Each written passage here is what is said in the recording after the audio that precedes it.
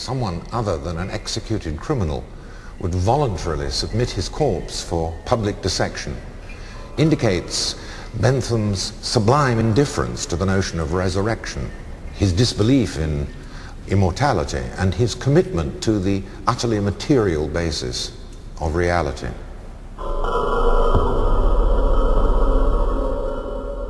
Nevertheless, Bentham did recognize the need for some sort of secular alternative that would guarantee the moral stability of society. And for him, the answer was utilitarianism, the greatest happiness of the greatest number. Now, eloquent though his arguments were, it was difficult to see in it a practical program of social action of the sort that political radicals like Carlyle were looking for. And when philosophical principles were eventually recruited to the service of social reform, they took a much more subversive and revolutionary turn, which would dominate the political agenda of the whole world for the next 100 years.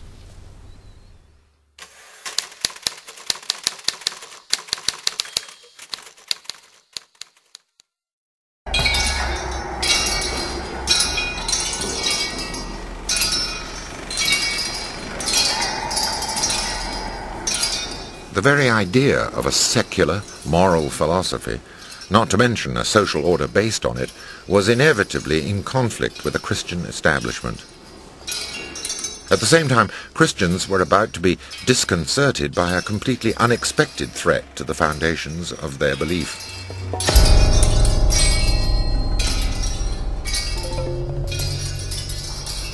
Although it took some time for the Church to reconcile itself to the picture of the universe which Copernicus and Galileo had created, and incidentally Galileo was not officially apologized to until 1984.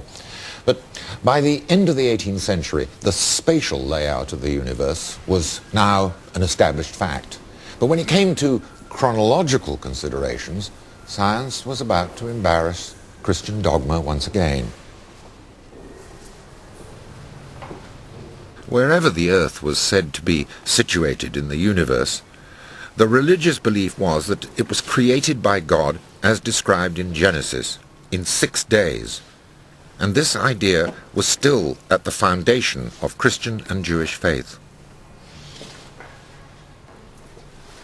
The fact is that there were academics and theologians who had spent hours calculating what they thought was the precise age of the earth, on the basis of the biblical account of it. And as early as 1650, James Ussher had come to the startlingly precise conclusion that the earth was created in 4004 BC, on October the 22nd, in the evening apparently. What God had been doing that morning is still open to conjecture.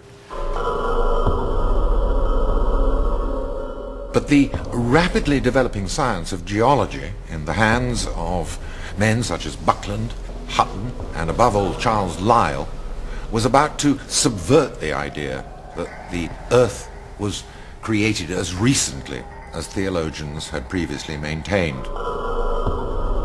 According to the newly emerging version of geological history, the earth had existed for many millions of years. And this was one of the basic presuppositions upon which Charles Darwin would eventually raise the theory of evolution.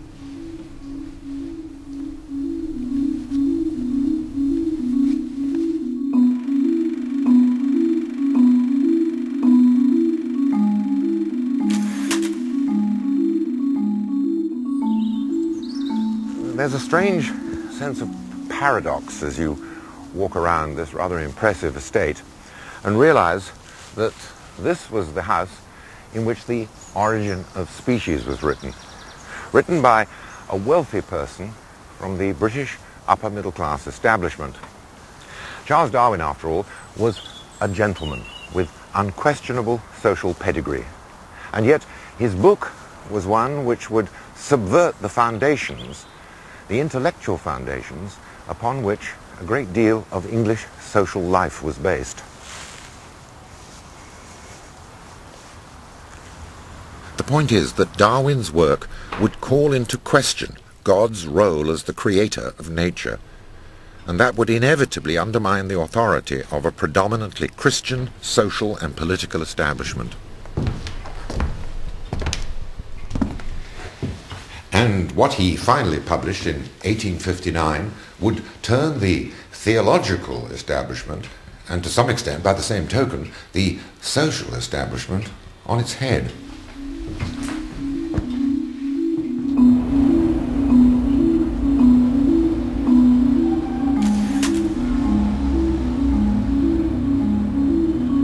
By formulating a theory that explained the origin of species, Darwin was inevitably challenging the idea that God himself was the origin of everything. It was a devastating, and as the American philosopher Daniel Dennett has pointed out, a dangerous idea.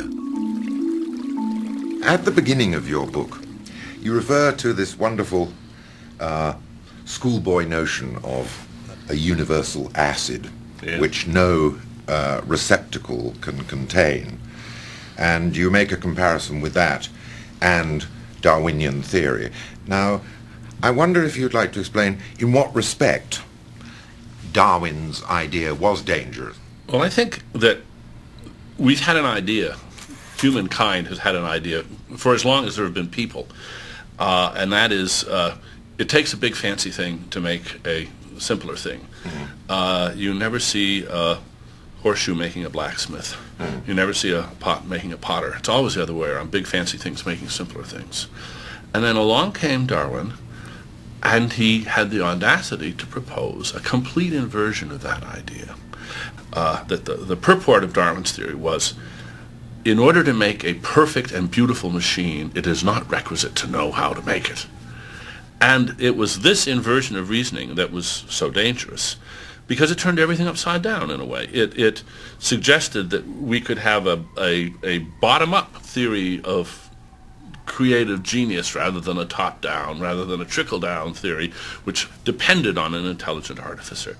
The basic idea is so simple that you have variation, that inevitably, if there's variation in the population, some are going to be better than others, and the ones that are better than others are going to have more kids than the ones, than the less favored ones, and the offspring are going to resemble their parents. And most of the skepticism over the century plus that we've had since Darwin proposed this idea has been along the lines of, well, there's just too much work to be done by such a simple process. But the newly discovered billions of years in the Earth's history gave plenty of time for Darwin's slow evolutionary process to work. And believers in God simply had to accept that they might have a problem. Darwin's discovery of natural selection is the first time that a scientific idea subverts one of the principal arguments in favor of God, because it dispenses with the idea of design. Well, his theory has a certain sort of elegance, because wherever you observe life, although its efficiency is undoubtedly startling, the developments are sort of gimcrack. They're improvised. They're put together without a view to an outcome. In fact, when you come to think of it, the word improvise is rather unfortunate and misleading, because it makes it look as if something is blundering its way towards a conclusion, whereas nothing is blundering its way towards anything. There's no mentality at work here. There's no conscious object in view. The process, for example, of getting bits and pieces of the jaw of ancient reptiles into the inner ear of modern mammals, bones which enable them to hear, is not one that took place because something foresaw that those bones might come in handy as a hearing device. Hearing simply emerged as an unintended consequence of the unsolicited variations. In Darwin's time, the material basis of heredity was still obscure, and the origin of the variations or novelties upon which natural selection worked remained utterly mysterious.